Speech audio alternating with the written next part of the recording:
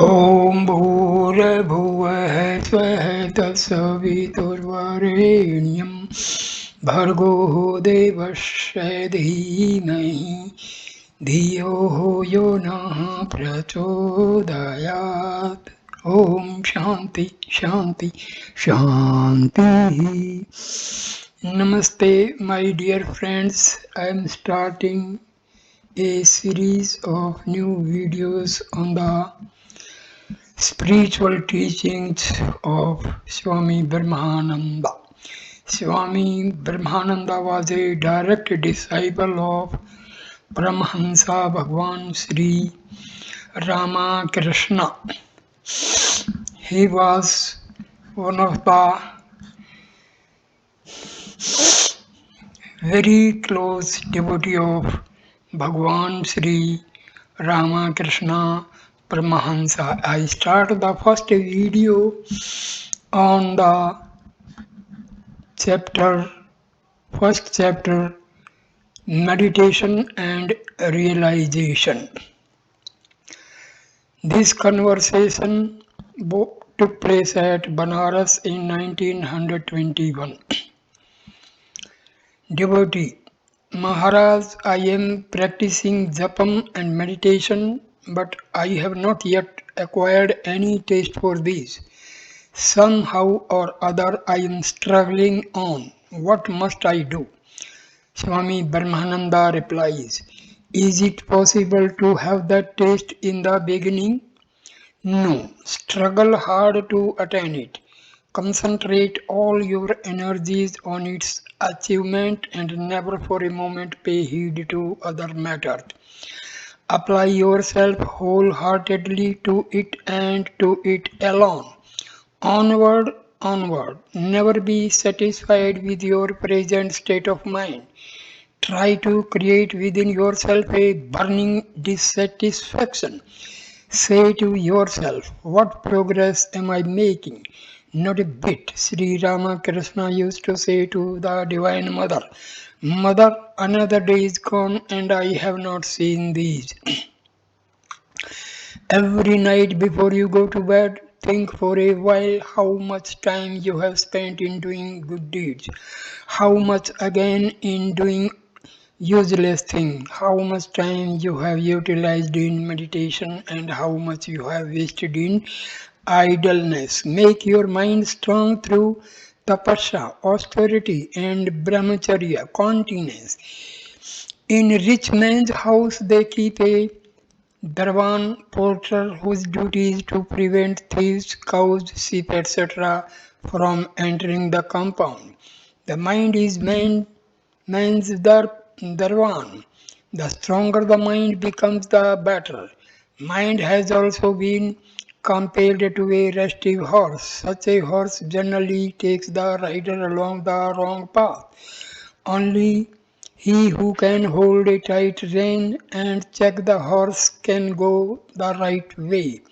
Struggle, struggle on. What are you doing? Is everything achieved by the mere wearing of the Gerua cloth or colored cloth of the sannyasin, or by renunciation of hearth and home? What have you realized?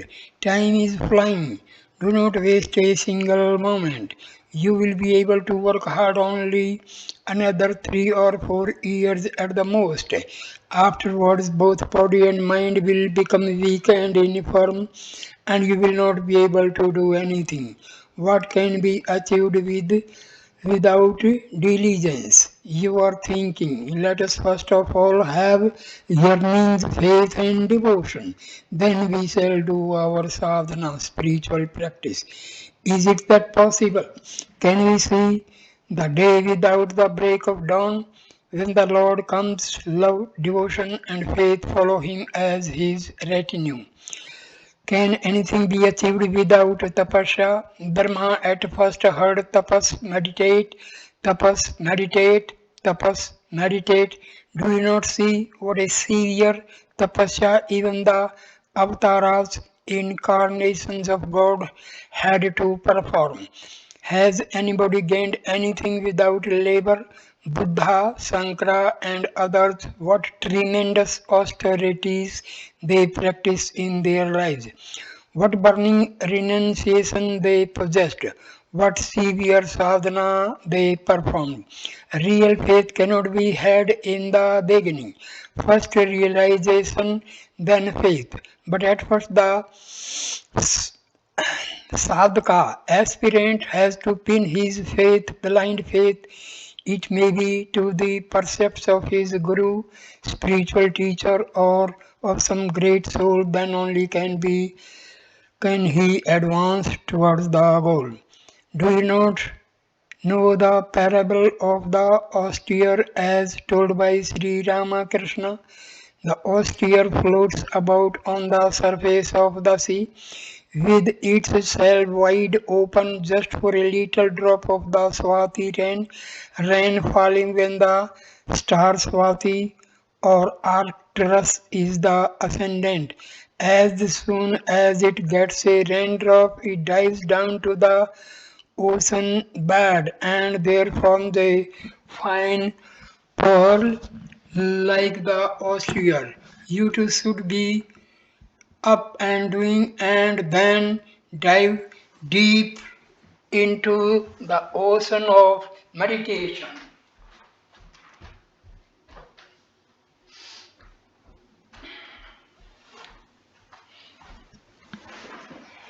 You have no self reliance. Personal exertion is an indispensable factor for success in the spiritual life. Do something for a period of at least 4 years. Then, if you do not make any tangible progress, come and take me to task. Japam and meditation are impossible unless you transcend the limitations of rajas, excessive activity, and tamas, inertia or lethargy. Afterwards, you have to rise even above sattva, illumination, and attain the high spiritual place for where there is no return. How difficult is the attainment of a human birth? Yet it is only in this human birth that God realization is possible. Strive hard in this life and reach that state from which you will not have to come back. The mind is to be raised step by step from the gross state to the subtle, then to the causal state, still further to the great cause Mahakarana, and finally to Samadhi, highest illumination. Resign yourself fully to the Lord. He is everything. There is nothing besides. Sarve Khalvidam Brahma. Verily all this is Brahma. Everything is His and His only. Never be calculating. Is self-surrender possible in a day? When that is achieved, everything is achieved. One must struggle hard for it. Life is eternal. The span of man's life is at most 100 years. Give up the pleasures of these 100 years if you want to enjoy eternal life and with it eternal bliss. Next topic, second topic is spiritual practices.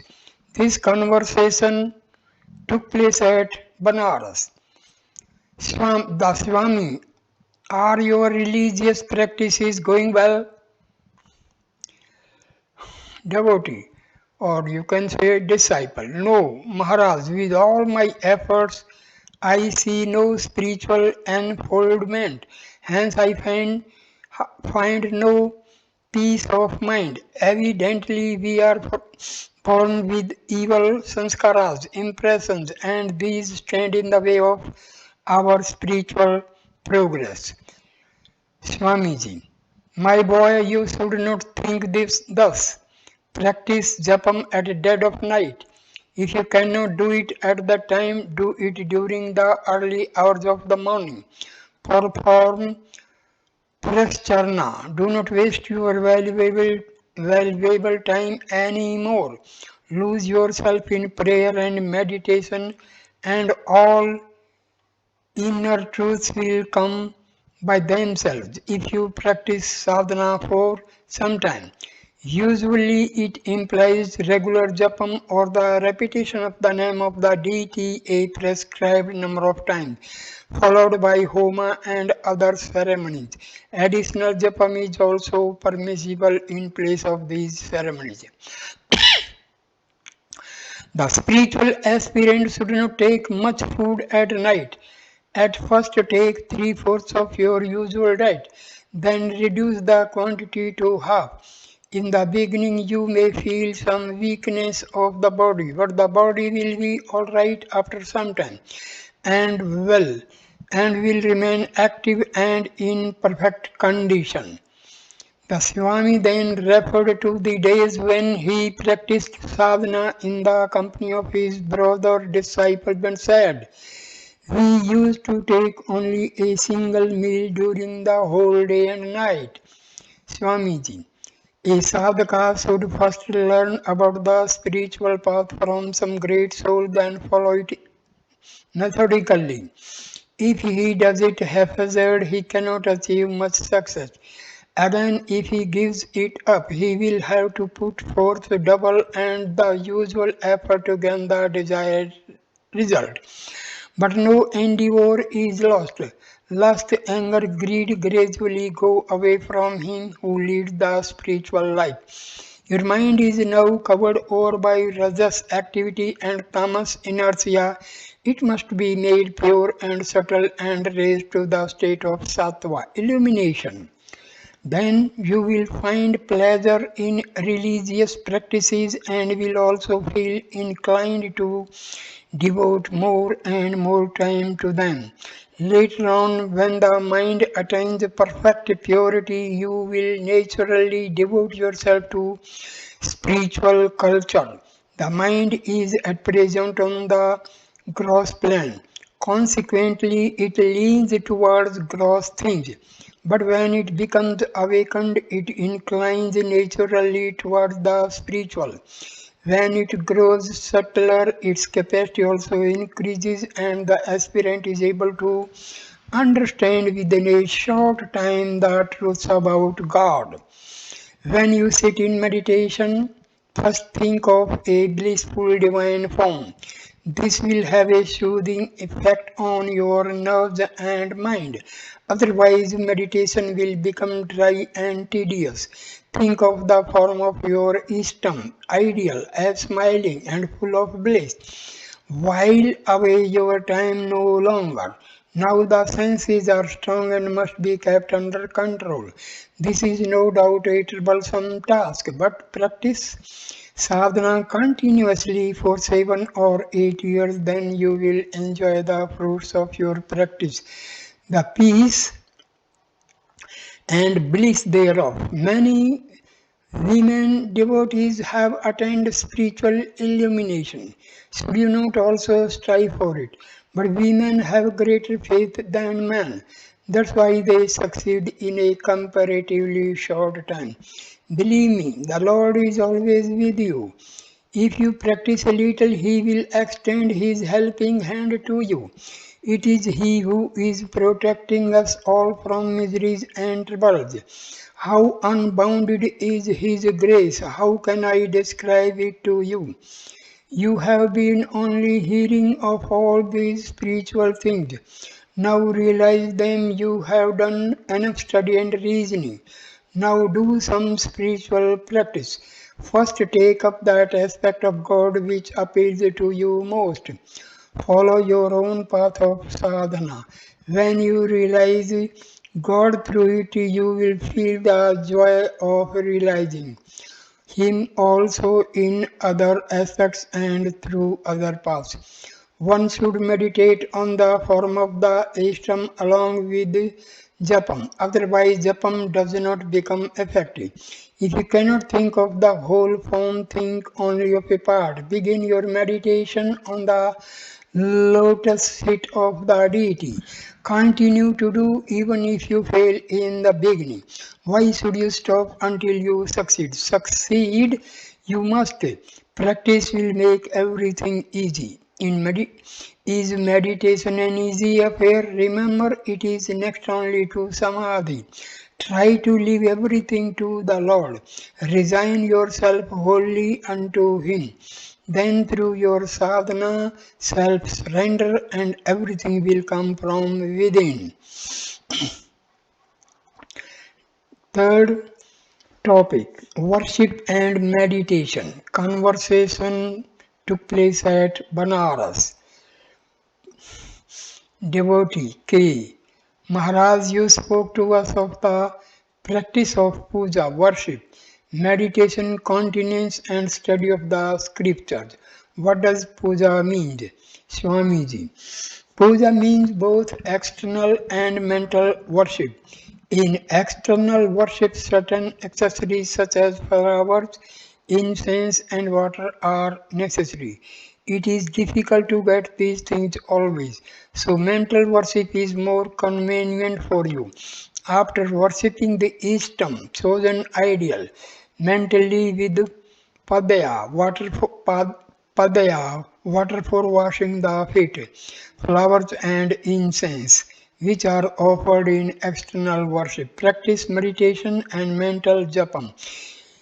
In purely mental japam, the mantram name of the deity is to be repeated without moving the lips. But in ordinary jap, one has to utter the mantram and there is therefore movement of lips.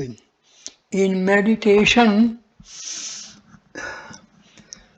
you should think of the form of your Ishtam as effulgent. Imagine that everything is shining through its luster. Think of this effulgence as non-material and possessed with intelligence.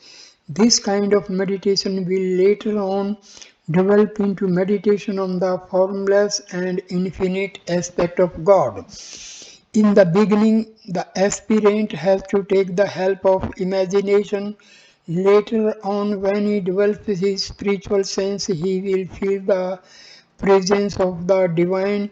Next, when he gets the highest spiritual vision, he will come face to face with the truth. He is then transported into a different realm altogether, of which this world of matter appears to be a mere shadow and as such something unreal. The mind is then lost in Savikalpa Samadhi, superconscious vision with thought. Next comes Nirvikalpa Samadhi, superconscious vision without thought.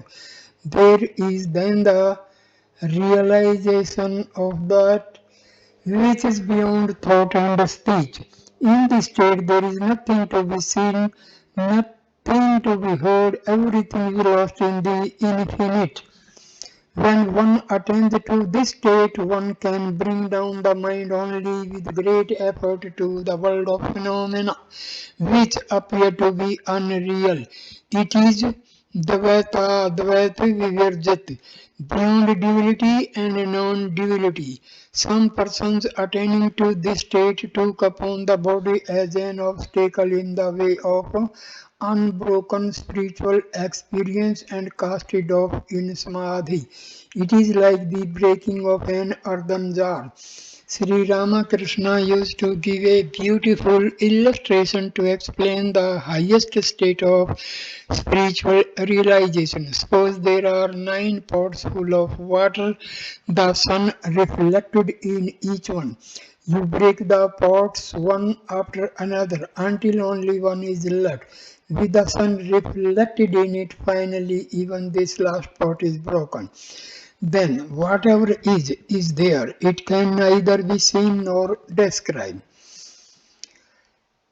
Devotee K. Maharaj, some think of the Ishtam as the all-pervading spirit. Is this not also a form of meditation? Swami Brahmananda replies, yes, quite so. Everyone has to practice this meditation, but only after making some progress in spiritual life, not in the beginning. The presence of the Eastern is to be realized everywhere. He who is personal and with form is also impersonal and without form. He dwells in every being. He pervades land and water, hills and dales, skies and stars, everything. Disciple. Key. Maharaj, the scriptures speak of service to the Guru as a necessary means to spiritual realization. How far is this true? Swami Brahmananda. It is necessary at the preliminary stage, but afterwards one's mind itself plays the part of the Guru. The Guru should not be looked upon as an ordinary human being. His physical body is the temple in which resides the Lord. If the Guru is served with this idea in mind, one comes to acquire love and devotion for him, which can then be directed towards the Lord. There are sadhakas, aspirants who meditate upon the Guru in the Sahasrara, thousand-petaled lotus in the brain, and next they merge the form of the Guru into that of the Ishtam. Sri Ramakrishna used to say very clearly the Guru appears before the disciple in his spiritual vision. Then pointing out the Ishtam to him, he says, "Look, there is your Ishtam," and loses himself in it. Really, the Guru is not different from the Ishtam. There are so many practices in the spiritual life. How can I tell you about all of them? Follow the spiritual path in right earnest. When the mind becomes pure through religious practices, you will understand all the truths of the spiritual world. Remember, there is no end to them. They are countless. The spiritual aspirant remains wholly absorbed in them. Devote question. If the sadhaka gets a little taste of Ananda, divine bliss, he is very much encouraged to proceed on his spiritual path. Is this not so? Swamiji replies, true, but in the higher spiritual state there is neither bliss nor sorrow, pain nor pleasure, existence, non-existence. The Ananda that you speak of is only a help during the period of sadhana. The boat stands in need of a favorable wind so long as it has not reached its destination. But when it has once reached it, there is no need for wind, whether favorable or unfavorable. Ananda helps the aspirant in his outward course like the favorable wind, knowledge, the object known, and the knower. All three lose themselves in the absolute. So much only have the scriptures been able to say. But what takes place after this, none has the power to describe. One has to realize it for oneself through spiritual practice. How wonderful is infinite existence, where there is neither want nor fear. The very thought of it elevates the soul. There are some spiritual men who realize the absolute Nitya as a distinct from the relative Leela divine sport. Others look upon both of these as one and the same. There is yet another state of spiritual experience which is beyond both absolute and relative. Topic number 5. The Kundalini. Conversation took place at Banaras. Question. Maharaj, how can the Kundalini be awakened? Swamiji replies, through the practice of japam, repetition of Lord's name, dhyana, meditation and other spiritual exercises. According to some yogis, there are special forms of meditation and practices which awaken it, but I believe it can be best done through japam and dhyana. The practice of japam is specially suited to our present Iron Age, that is Kali Yuga. This Kundalini, it is described in the Tantras as a coiled serpent sleeping in the human body. Kundalini is the spiritual power latent in all beings. With its awakening begins the real religious life of aspirant. According to the yogis, there exists in the spinal column a hollow canal called Susumna with seven lotuses or centers. These centers begin with the Muladhara or the center at the base of the spiritual column and in the Sahasrara or thousand petaled lotus in the brain. As the Kundalini rises higher and higher, wonderful psychic powers and spiritual visions come to the yogi. When it reaches the Sahasrara, the yogi attains the highest spiritual illumination. There is no other spiritual practice easier than this, but meditation must accompany the repetition of the mantra. Question: does meditation mean thinking of the form of the deity, the Swami? It implies thinking of the divine both with form and without form. Question: Maharaj, is it Guru who decides whether one is fit for meditation or God with form or without form? The Swami. Yes, but the pure mind itself plays the part of the Guru. At times the mind is inclined to think of the form. At other times the formless aspect of the God appears.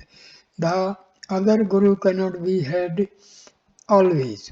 As the aspirant goes on with his spiritual practices, his power of comprehension also increases. Then his mind can act as a guru.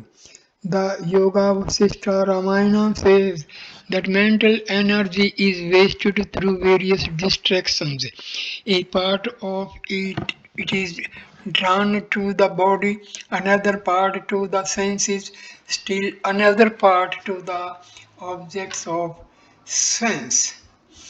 The mind is tied to many things. Snap all the bonds, collect the scattered forces of the mind, and make them flow in a particular direction. This is the task of the spiritual life. Concentrate the whole mind and direct it to spiritual practices until the goal is reached. Strive, be up and doing. You are young now. This is the time to practice spiritual exercises. You will not be able to do anything when you grow old. In the beginning, it is necessary to do some spiritual exercises as part of the daily routine. Whether the mind likes it or not, these must be followed regularly. Begin your spiritual life in right earnest. If you can concentrate all the distracted powers of the mind, you will find that this will generate a tremendous energy. Do it through japam or through meditation or through discrimination. Know that all these means are equally effective. Take up anyone and merge yourself in sadhana. Do not question any more.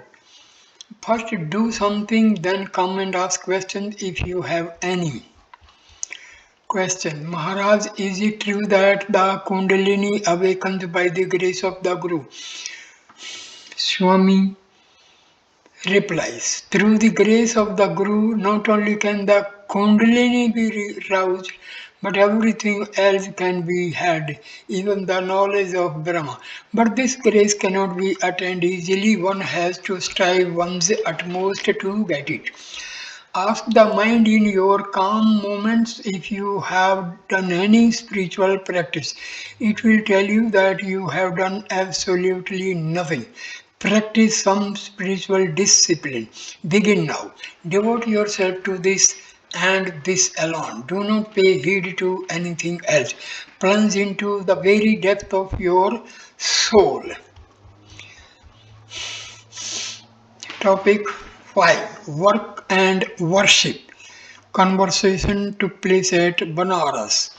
The Swami: how are you getting on with your spiritual practices? Disciple S. Maharaj, I do not find enough time for them. There is too much work to do. Swamiji. It is a mistake to think that sadhana, spiritual exercises cannot be practiced for want of time. The real cause is the restlessness of the mind. Work and worship must go hand in hand. It is very good if one can devote oneself solely to spiritual practice, but how many can do it?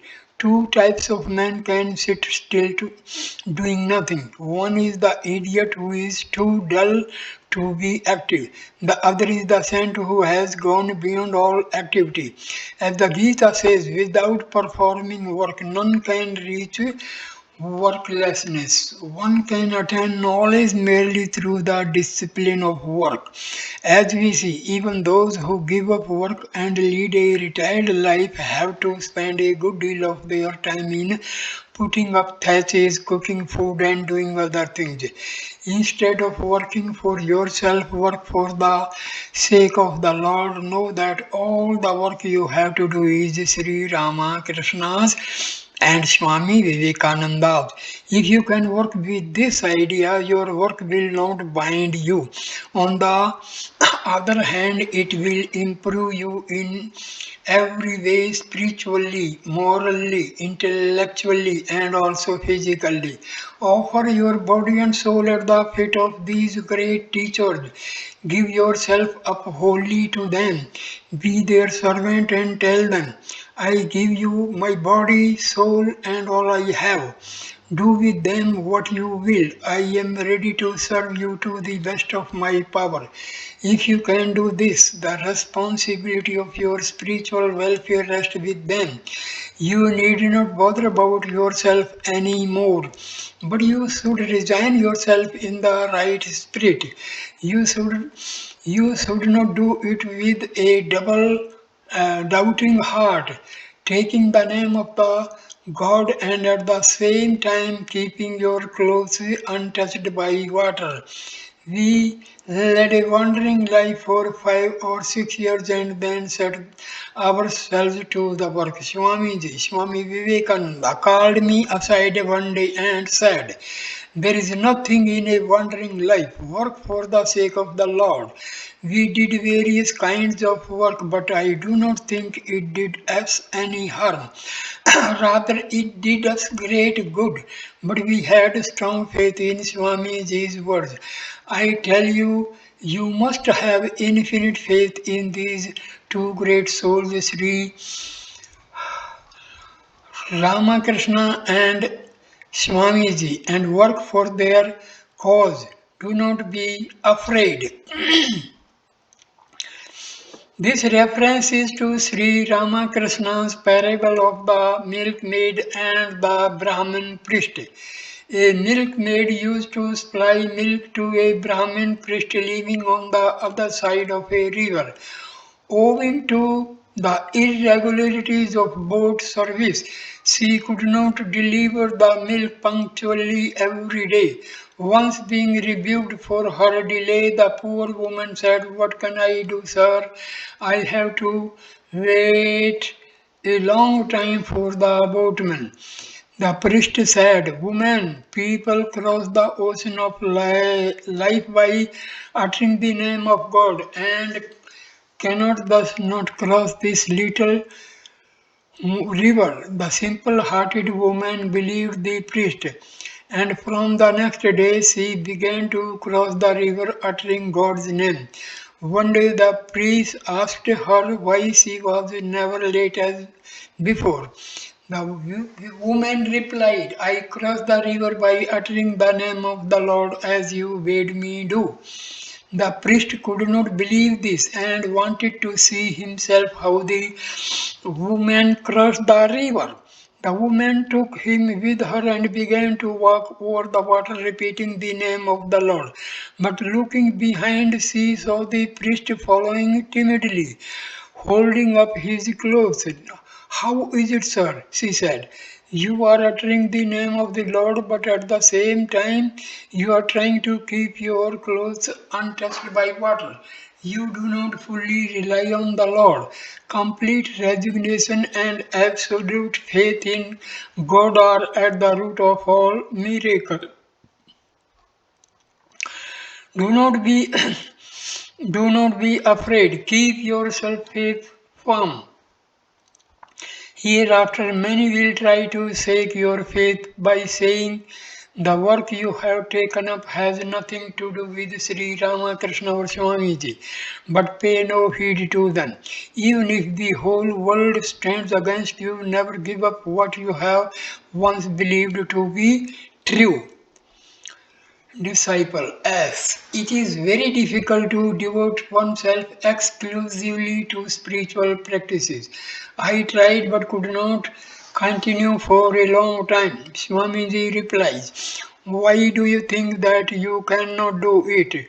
Because you failed once or twice. Once has to try one has to try again and again. Sri Ramakrishna used to say the newborn calf tries to stand up but falls down many times. It does not stop. It tries again and again, and then at last it not only stands up but also learns to run. The mind gets good training if one takes up some regular work at the beginning of the spiritual life. Then the trained mind can be applied to meditation and other spiritual practices.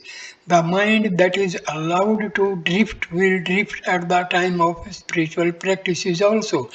To the spiritually advanced man, there comes a time when he wants to devote himself solely to meditation and prayer. At that time, work falls off from him by itself. This takes practice when the this takes place when the mind awakens spiritually. Otherwise, even if one takes to a life of exclusive spiritual practice by sheer effort of the will, one can go on only for a few days. Then comes monotony. Some even go mad by persisting. Others follow the spiritual path in a haphazard way and keep their mind busy with other things as well. Great strength can be acquired through the practice of brahmacharya, continence and service. A true brahmacharian can do the work of 25 men. In olden days, besides the practice of continence, brahmacharya included japam, repetition of the Lord's name, meditation, study of the scriptures, pilgrimage, association with holy men, and even more. All men cannot know what is good for them. For that reason, one should keep the company of holy men. Here I give you full freedom. Let me see how long you can follow the right path. Not, not long, not more than a few days. All troubles arise because the mind is not properly trained. There is no enemy more harmful than idle gossip. It ruins one completely. Unless one spends some time in solitude, one cannot understand the workings of the mind and realize the truth. It is very difficult to grow spiritually along any particular line in the midst of tumults and confusion. I give freedom to all. I want everybody to advance along his own line. But when I find that he is not able to do so, I come to his help. It is good in every way to stay at a particular place and take up some form of service. You will feel uneasy if you stay here for a long time without doing any work useful to the institution. But if you render some form of service every day, you will feel right in both mind and body. During the days of our active life, we used to be in high spirits and keep excellent health too. I think we used to feel much better than now when we do not do any regular work. I'm telling you my innermost thoughts, what I actually feel. I have now retired from active work. I speak of myself just by way of illustration. Some people think they too should do like me and be less active. Never entertain such a thought. Eternal life is before you. What if you devote a few lives to the cause of Sri Ramakrishna and Swamiji? Even if it is a mistake to do so, let a few lives be spent in vain. But I tell you, it is not going to be so. Through the grace of Sri Ramakrishna and Swamiji, you will see to what greater spiritual heights you will soar. Do not lead an easy-going life anymore. If you do, you will not be able to practice spiritual exercises properly. Any work that you take up, do with your whole heart. This is the secret of work. As Swamiji used to say, set yourself to the work. You are now required to conduct a magazine. Do it by all means. It is nothing to you. It is very easy for you.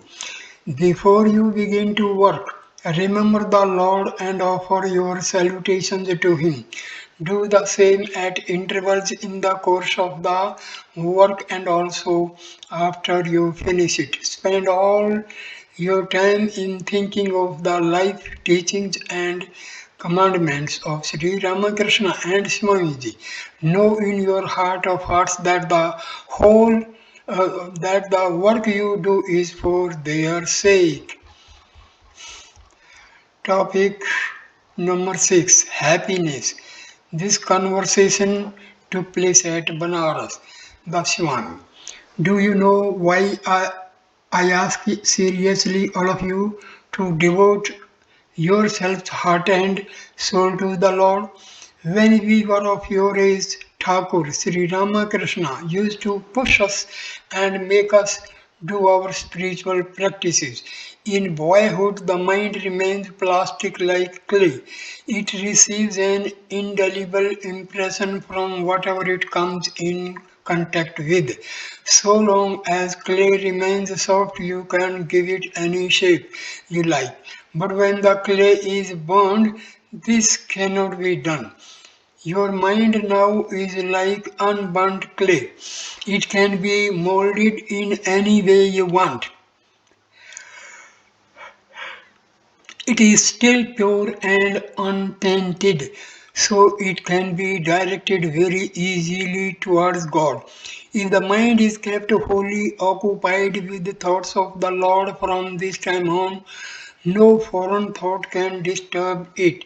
If the mind be now firmly fixed on the divine, you need have no anxiety about your spiritual progress.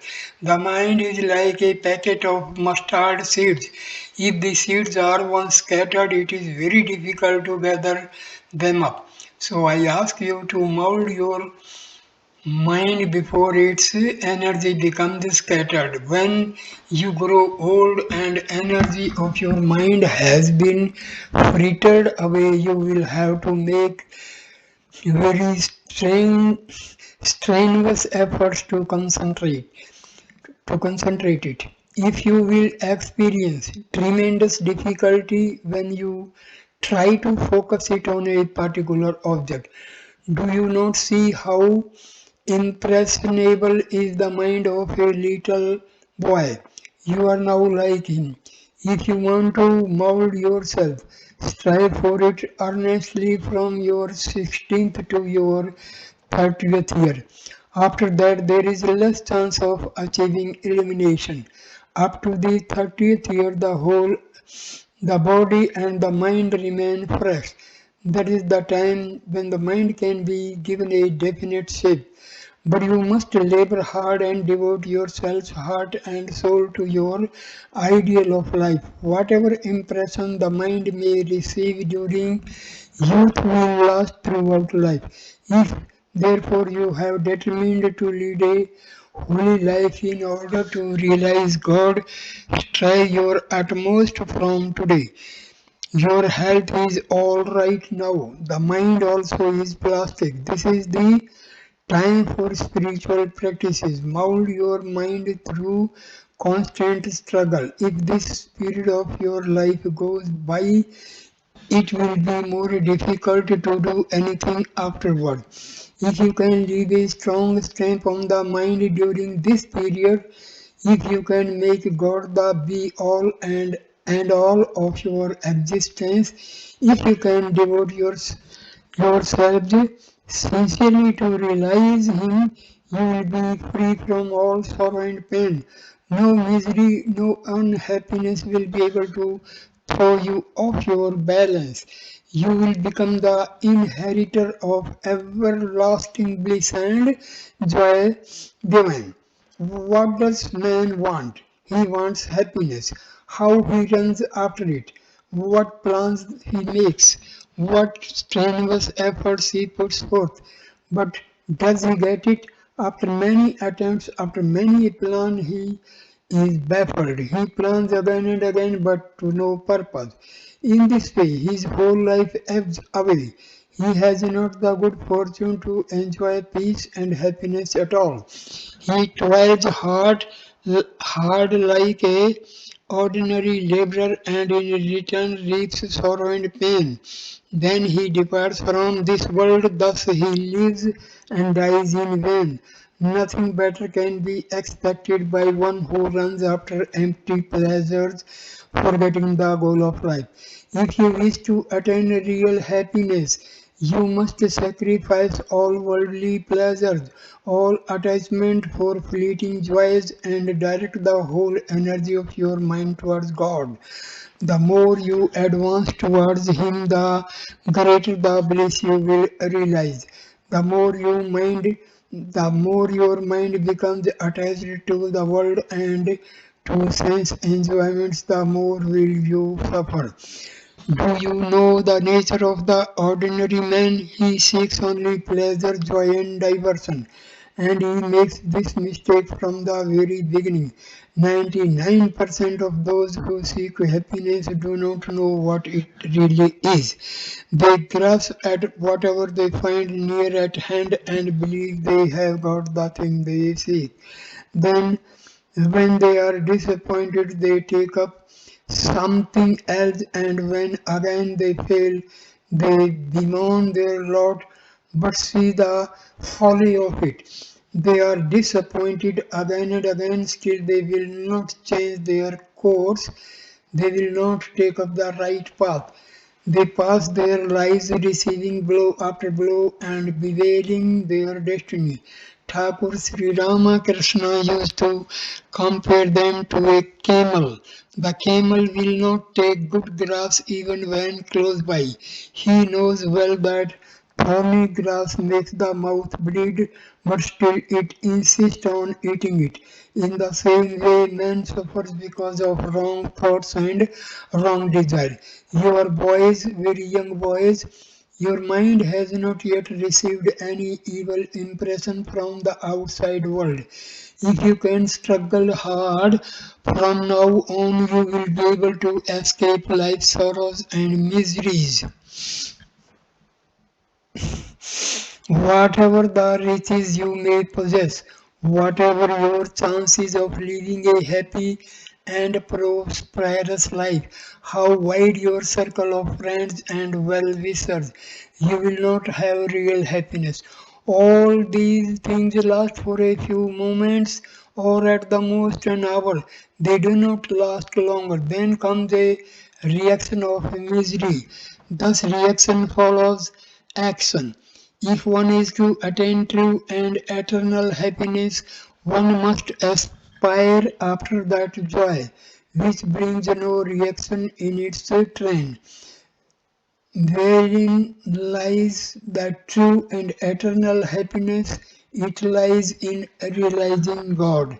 This divine enjoyment alone brings no reaction.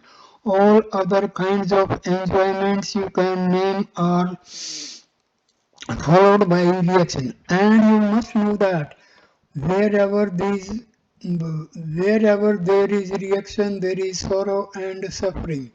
Never forget the ideal of human life.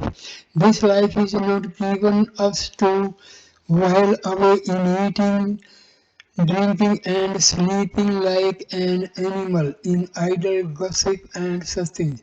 When you have been born as a human being, spurn all worldly enjoyments, firmly resolved to realize God and attain infinite bliss. Flinch not even if you die in the attempt.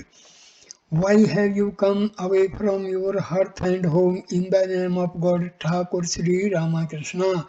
Is it not to realize Him, to get rid of the sorrows and sufferings of the world and attain everlasting peace and happiness? Sincerely struggle then toward the ideal of life. So long as you have strength of body and mind, by no means relax your efforts, saying that you will realize the ideal later on, that it will be possible only through the Lord's grace. It is idler than that talk in this way. I do not want you to idle away your time. If you are not in earnest, speak out clearly. Say, I have a desire to enjoy worldly pleasure. I have not a sincere longing to realize truth, to attain God. Let your speech and your work thought be one. When are you going to do spiritual practices? The best part of life, as I told you, is from the 16th to the 30th year. Do you hope that after wasting these valuable years in useless pursuits, you will be able to take up spiritual practices in old age? Know that it is No, that is cheating, deceiving oneself. Do not cheat yourself. Topic number 7: Worldly life and spiritual life. Conversation at the Balliur Mutt. The Swami. Most people waste their life in trivial concerns, then when old age overtakes them, many who are in service retire on pensions and spend their last days at some place of pilgrimage. They think that thus they will attain bhakti, devotion and mukti, liberation.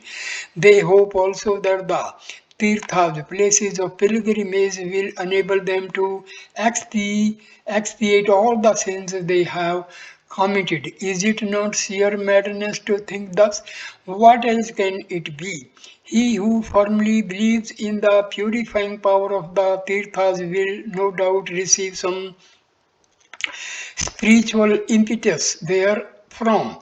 The tirthas are always pure and holy, and those who have good sanskaras tendencies are somewhat benefited by them spiritually. That's all. Nothing more can be expected from them. Banaras, however, has to be considered an exception. Many people, for this reason, are anxious to spend the last days of their life.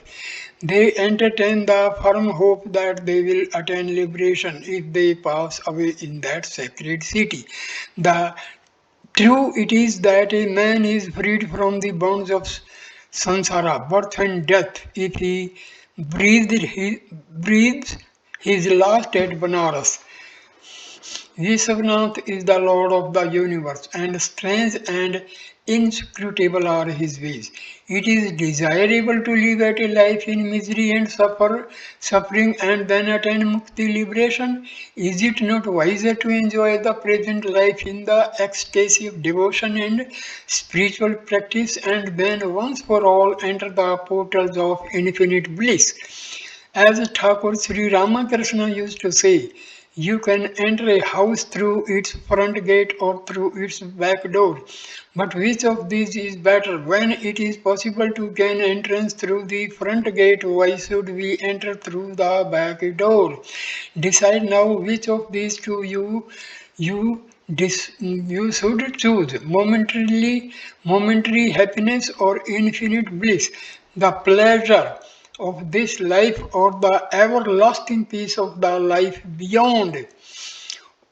One great thing to be considered is Kripa, divine grace. The breeze of His grace is always blowing.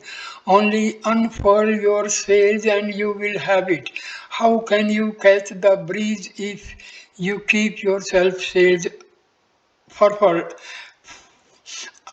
Sails furled. Watch them now and do not delay any longer. Give up your desires for worldly enjoyments, your hankering for name and fame, and fully resign yourself to the Lord. It is quite impossible to enjoy worldly pleasures and at the same time realize God. You cannot serve both God and mammon at the same time. If you want to realize God, you must renounce worldly pleasures. If, on the other hand, you desire to enjoy temporal pleasures, you will have to give up God. Do not keep your feet in the two boats, as they say. If you do, you will only make yourself miserable. You must have a clear conception of your life's ideal. Decide now what life you want to lead. Should it be this fleeting life of transient pleasures or the everlasting life of eternal bliss?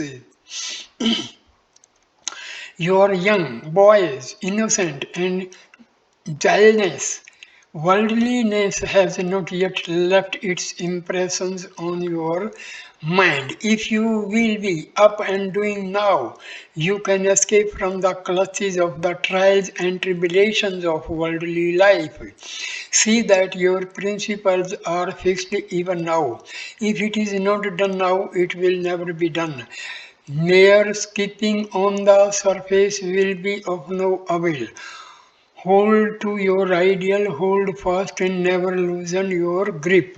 To the man who has accepted God as the be all and all of life, who has forsaken all desires and cravings for sensual enjoyments, to him God is very near. Such a man binds God with the ties of his love as Yasoda and the gopis did Gopal. Sri Ramakrishna used to say, he who has denied himself for the sake of God has a strong and undisputed claim on him. As one can endearingly demand anything of one's parents or one's near relations, so a devotee has a right to ask God, Lord, appear before me. Will you not come? You must come. When a devotee is earnest, go cannot remain unmoved. He hastens to him and takes him on his lap. Oh, how inexpressible that joy! How boundless that bliss! He alone knows it who has had that supreme experience. Compared to it, worldly pleasures so dear to most people become insipid and worthless. Sri Ramakrishna used to say, he who has totally given up carnal enjoyment for the sake of God has already covered three-fourths of his journey. Is it easy to renounce all enjoyments? Only if a man has God's grace and has done severe tapas, spiritual discipline in his past life can he acquire the strength required for renunciation. Purify your mind in such a way that while thoughts may not arise in it at all, you are all brahmacharis, unmarried. You will not marry. You have pledged your life to God, sacrificing pleasures, enjoyments, and all for His sake. But bear in mind that it is very hard to lead a pure and unsullied life. It is not so easy as you young boys take it to be. Do you know what it is like? It is like walking on the edge of a drawn sword. Every moment there is the chance of a fall, of being sliced to pieces. Perfect continence is the only condition of success in this life.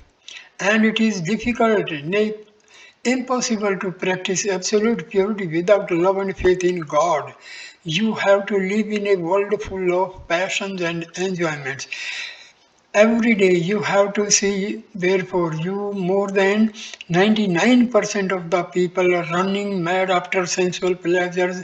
There is constant risk of your mind being contaminated with evil thoughts. If your mind becomes tainted by them, there is no hope for you. Those who want to lead a life of brahmacharya, continence, must always engage their minds in thinking good thoughts, studying good books, and in discussing elevating subjects. They must spend their time in worship of God, service of holy men, in the company of pious people, and in the practice of meditation and other kinds of spiritual discipline. This is the only way to mold one's character. First of all, be firm in your devotion to the practice of brahmacharya continence. Everything else will come by itself.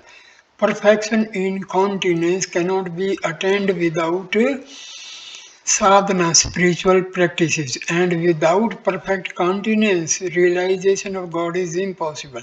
Unless God is realized, real bliss cannot be had, and without real happiness, human life will be spent in vain. You are all young boys with pure minds and noble aspirations. I beg of you, my dear ones, do a little sadhana and you will see how Shraddha, faith and bhakti devotion will be roused within you.